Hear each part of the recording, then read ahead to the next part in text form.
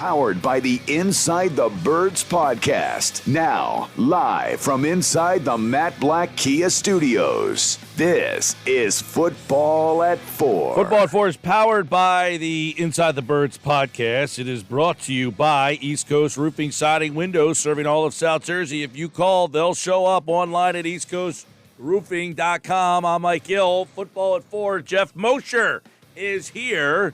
A lot of moving parts in the front office. Also, the rookie mini camps are in the books. What's next for the Eagles this offseason? Some more NFL stuff to get into here on the Sports Bash Live on 97.3 ESPN. Let's bring in Geoff Mosher for another edition of Football at 4. There's always football going on. What's going on, Geoff Mosher? How are you? Mike Gill, how are you doing today? I'm doing good, man. I know that, the Sixers play tonight. The Phillies won last night, but there's always a spot for the Eagles in this area. The thirst is always there. You guys had your podcast over at InsideTheBirds.com that dropped yesterday. And one of the things you talked about is the front office moving parts, a lot of things happening over there. And I'm kind of interested from your perspective on where this front office is, because I think a lot of people felt that they've had a successful draft and offseason, and now there's all this transition going on there. And people are already not the biggest Howie Roseman fans, so all these moving parts around him, how significant is this? Well, it is significant as far as, the front office, the scouting department, the personnel department, analytics department, everybody that makes up the front office. Although fans don't know a lot of the names and faces, these are the people that at the end of the day decide which direction the franchise is going in. They are the ones that are ranking players, that are rating players, and deciding what players that the coaches need. And to do that, they have to sit there and watch tape and give their opinions, and everybody's got a role. There are so many players between the draft and free agency. And then there's the forgotten part of personnel, which is, when you play the advanced scouts, you play a team every week. You have scouts 2 weeks or 3 weeks in advance checking out those teams and checking out those players. So you have a lot of people that make up a front office and a scouting personnel staff, and they all have specific roles, and they all do really important work. And when you have to replace as many people as the Eagles will be replacing in one offseason, as you mentioned, especially coming off what is generally seen as two pretty good drafts and not too many free agent blunders over the last year or two, maybe one or two here, could have been better, but it does make you concerned about what direction the franchise is going in when you lose that many people. Yeah, Geoff, so what do we know about some of the changes and who's coming in and who's going out and how this will all kind of look and work when we're settled in? Well, we're yet to see how it's going to look and work. There are a lot of names that have already been we've reported on. There are some names that they'll continue to get interviews. They did hire someone to be so we understand it, like a director of player personnel underneath what Andy Weidel's job is, which is vice president of player personnel. And that guy is has been working in the Cleveland Browns front office the last 2 years. His name is Charles Walls. So he comes to the Eagles here. I know Adam and I had reported on certain promotions that are happening within the staff. Alan Wolking, who's been with the staff, is likely to get promoted. They have Dave Caldwell, who was a general manager from the Jaguars there, likely to get promoted. And as we speak right now, they're looking for, what I understand, someone to be kind of like Howie Roseman's right-hand man, like an assistant general manager type of position. Now, let me stop you right there. Let me ask you a question about that. Is that something that he seeks out, or do they say, we're going to give you someone to be your right-hand man? Because if I'm finding a right-hand man, don't I want someone that I feel comfortable with, not someone you gave me? When you say you gave me, who's the you? Anybody other than me. Well, okay, so the owner, I guess the owner. Oh, I get what you're saying. Well, whoever, I don't know, somebody right. somebody below me gave. You know what I'm saying? Other than the owner, who's above? Who's? Oh, so you're saying how is Andy Weidel going to react to this? No, how would Roseman? Like if you said to, if I'm Roseman and you, Geoff Mosher, said, hey, we're going to appoint you a right-hand man. And I'm going to be like, well, don't I get to pick my own, a guy that I trust? Well, this is Howie's pick. Okay. Yeah, so I'm That's sorry. what I I'm probably getting didn't to. make that. Yeah. No, this is certainly Howie's pick. I know they haven't had an assistant general manager role before, but you are seeing teams create that position now more so than before. In fact, the Eagles lost 2 executives to that position. They lost Ian Cunningham to the Bears for that position, and they lost Brandon Brown to the Giants for that position. So the things that are important to Howie and Jeffrey, and they've articulated it, is getting younger, getting diverse as a staff, as a front office, and also, as I've been told, they're trying to be a little bit more, whether it's cutting edge or forward thinking, a little less old hat in their ways of scouting. So anyway, Brandon Brown from Pittsburgh, who is a high-ranking executive in their scouting chain, was here over the weekend interviewing. It's my understanding that Morocco Brown, who's the college scouting director for the Colts, is interviewing, I believe, today with the Eagles. I know he's supposed to interview, and I'm pretty sure he's here in the building today. And then there may be somebody else. They had a guy named Rand Carthon on their radar, but I'm not sure. He may have been blocked by San Francisco to interview, because I'm not sure he's going to be in the building or talking to them. Mm-hmm. But he was somebody who was on their radar. Right. So for that AGM job. Right. So you mentioned the guy from Cleveland, Walls. He basically, I don't want to say flip-flops with Catherine Rate, because they have different roles, or is he fulfilling her role? Yeah, no, she was director of football administration here, and she's going to hold a pretty high title in Cleveland, as we understand it. Charles Walls is coming here to be more of a player personnel, strictly that director of player personnel type of title to have here at the Eagles. So that involves, basically scouting, and both college and pro. Obviously, you got a completely new look to this front office here. So I guess I'll ask you, how much say with all that did Roseman, did he have with all the flux? Oh, I think any move that's being made that isn't somebody just leaving for a better job, like Cunningham or Brandon Brown or Catherine here, any move that's made is his move. I mean, there were some scouts who were just not retained; they were fired, or their contract was up, and they're not. What I was saying, as opposed to he had a group around him for a while that he had some trust in, and they had some input, and then with all this kind of influx, did he not have as much to lean on this time around? No, I think it's just that as the years go by and as you do things, you learn a little bit more about who's in your department, and then you may have, different directions you want to go in. We see this in companies all the time, that you hired somebody, but 3 or 4 years later, you may like somebody else in your department a little more, and you may want to promote that person. And that may have to be at the expense of someone who's been under your nose for a few years and you're not that impressed with. I'm not saying that's the case with all of these situations, but he is the one making the moves on all these, pulling the trigger, as we say. Right. By the way, we're talking with Geoff Mosher, Football at 4. The Eagles, a lot of, as we've kind of chronicled here, and it's pretty important. I mean, this is a team that is in a how would you describe where this team is right now? You mean from a front office standpoint, or just overall? Just the overall organization. 2 years ago at 4-11-1, they looked like they were in some trouble. You've got this quarterback with this contract, didn't know what to do. They get out from under that. They make the playoffs. And now you're 9-8. You're essentially right there in the middle. You're going one way or the other. Where does it feel this team kind of is going? It's a great question. I mean, I think there's a feel that's going up because there's enthusiasm about acquiring A.J. Brown. There's enthusiasm. And that's a move. That's a move that tips their hand where they think they are, right? No, I mean, I think that they knew they needed to get better offensively. Yeah, but do you make that move?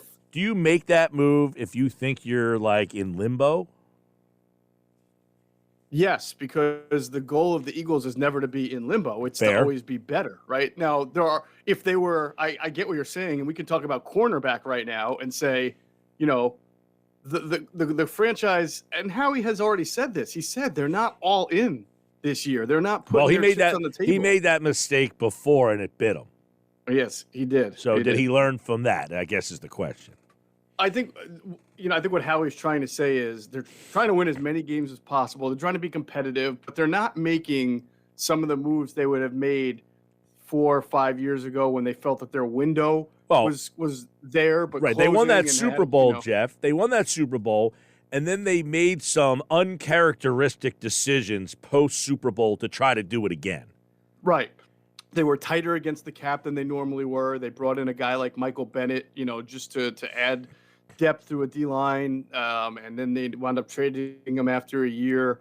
I mean, they made moves to go out there and try to win champions. They signed aging guys, even though they didn't love the thought of doing it. Bringing back Jason Peters, all those times, Deshaun Jackson, Mike Wallace. I mean, they clearly were trying to get a good mix of their young players, but veterans, and thinking Carson Wentz was going to, get back to 2017 for him, and they were going to be competitive every year to win a Super Bowl those years. Yeah, and, Roseman did come out and give him credit. He said, we made some decisions we probably wouldn't have made, but we thought the window was there, so we went. Now, they made some bad decisions, Alshon Jeffrey's contract being one of them, as you chronicled. Right. Maybe holding on to Jason Peters. Why? Well, we thought we were right there, and you talked about it. They made some moves. Heck, you could make the argument, Jeff, 2 off seasons ago, I guess it was, they traded for Darius Slay thinking we're right. We have a crack to do this again, and they went 4-11-1. So it wasn't too long ago that they thought they were right there. Right. And then it all came crumbling down, and not only did they realize that what they were hoping to be is not what they were, but suddenly they were a 4-win team with a roster full of aging, declining players that needed to be turned over, not just in 1 or 2 spots, but in several spots. And as you can see how hard it is to just be what you want to be all the time, we're now almost 2 years from that spot, and they're really not much different at cornerback number 2 and safety as they were from them. But they have fixed other areas or repatched other areas of the team to make them competitive. So let's talk about that. Why? Do they not value that? Do they think that there's something still out there? Why are they in the state that they're in at corner? And I guess now Howie would say, well, we like the safeties better than you do. I don't know if he's being truthful or not. So why are they in the spot they're in at corner and safety? Howie likes the safeties so much more than us that he went out and tried to get Marcus Williams and put in basically a very competitive bid that the Ravens put in, just lost out on him. So, but he loves those safeties. Don't let him tell you any different now. He's just pouring money at free agents for the heck of it, I guess. So, no, I mean, the situation is what it is. I think the draft told you everything you need to know. And not that, Inside the Birds, and I'm sure other outlets have been telling you for years, right, that they don't value safety the way they value other positions. They have guys on the defensive line. They're sitting there at 15, and if they just sit there, either get Jordan Davis or Kyle Hamilton. They didn't sit there. They went up to make sure they got Jordan Davis, the defensive lineman, which is what they're constantly taking in the first round of the draft, and they said forget the safety. So that just shows you right then and there why they are where they are at safety. And that sounds like harsh criticism from me. It's really not. I get, like, you are who you are, you invest in the trenches, but I also say after 15 some odd years, you've got to address positions. You can't go through these droughts where you just don't address these positions. It's very odd, Jeff, that the team that won the Super Bowl with the key player on your defense being a safety. Yeah, right. The only other time you've been in the Super Bowl is the key player on your defense was your safety. Right. Go look at how the team was when it had Brian Dawkins, and then when it didn't, and then when it had Malcolm Jenkins, and then when it didn't. All right? So that's all you need to know. I mean, safety has been a really big part of what they've done for when they've been successful for a long time. Where do you sit on, where Bradberry, is he an option? Is he going to be the Steven Nelson of the next few weeks, or is he going to price himself out? That's a great question. I think he'll have more of a market than Steven Nelson did. Steven seemed to be waiting for somebody to really give him a contract that he felt he was going to get and didn't. Bradberry is a more accomplished corner, and in the right scheme, I mean, he was a great zone corner. I'm sure teams will look at him and say, he fits what we really want to do. So I would imagine he's not going to be unemployed as long as Steven Nelson, but he probably is also going to have a reality check on what his price tag is and what teams right now have to spend and want to spend. So it could drag out a little bit, but I think he'll have a market. I know everybody thinks the Eagles should just go pounce on him, but he could get a call tomorrow from Patrick Mahomes, like a recruiting call. And it's, how do you say no to Patrick Mahomes and the Chiefs if they come? All right. The next question, the follow up would be, would he fit John Gannon? Certainly. If it's coming between you and a new grill with the words "some assembly required," come to Ace. Right. If you remember last year, he started off the year playing a lot of zone and then had to switch to man. But now with the moves that they made this offseason, getting a better pass rusher in Reddick, getting a run stuffer in Jordan Davis that theoretically should allow him to not play a safety in the box and play too deep, he can play a lot more zone. Right, and Adam had mentioned yesterday that Bradberry is more. Now, he played a lot of man in Carolina when he was with the Panthers, and then went to the Giants and kind of morphed into his zone. So it seems he could do both if needed. Yeah, well, that's the point I was getting to is that Jonathan last year, Gannon, played both styles of defense. I think he would like to mix it up too and not just be a pure this or a pure that. And I think Bradberry was just put in a bad situation last year altogether.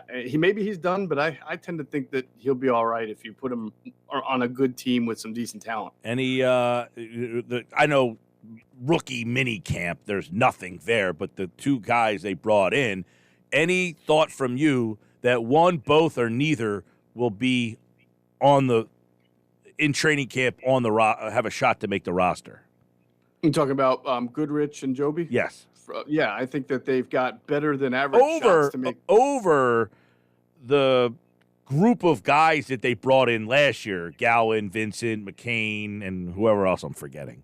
Yeah, and then I still think there will be a move made at cornerback, Mike. I mean, we had this discussion, many times over the last few off seasons, right? And I would say, but don't forget they acquired Ronald Darby in the middle of training camp in August. So that doesn't mean they're going to do it every year, but there will be whether it's Trey Waynes, I'm sure they're going to make some kind of move. So yes, the answer to your question is yes. These corners that they signed as rookie free agents have a chance to make the team because they're pretty good. They just fell out of the draft for one reason or another, but they're not. I don't think that they're good enough that these guys are going to be started. They're just trying to make the 53. This team needs a number 2 corner. Yeah. A real established one. Do you know from talking to anybody over there, of those guys, Gowan, Vincent, McCain, again, if I'm missing somebody, you can add them. Mm-hmm. Do they like one of those over anybody else? I know they liked Gowan the year that he was drafted. What was that, 2 or 3 years ago? They liked him. He was in the trade with Zach Ertz, right? Yes, he was in the Zach Ertz trade. Now, I don't remember what round he went. I think it was a 6th-round pick. He was a 6th-round pick in 2020, last year. Last year. Yeah. So I don't remember who the Eagles picked last year. I guess Teron Jackson, I think they picked in the 6th round last year. So maybe it was a situation where Gowan was off the board and they took Teron Jackson. I don't know, but I do know that they liked him. But again, we're talking about a 6th-round pick here. Teron Jackson was 191, and he, let's see, Gowan is, I don't even see where he was drafted. Let's see. Oh, there he was, 223. So he was a comp pick. Yeah, so they had an opportunity. I always, because I think even Howie said this, some of these guys we liked, whether it was Kerry Vincent or Gowan or somebody else. Some of these guys we really liked in the draft. And I think, well, if you liked them, why didn't you draft them? Well, right. Yeah, you love this guy. He was there. Somebody else instead. Yeah.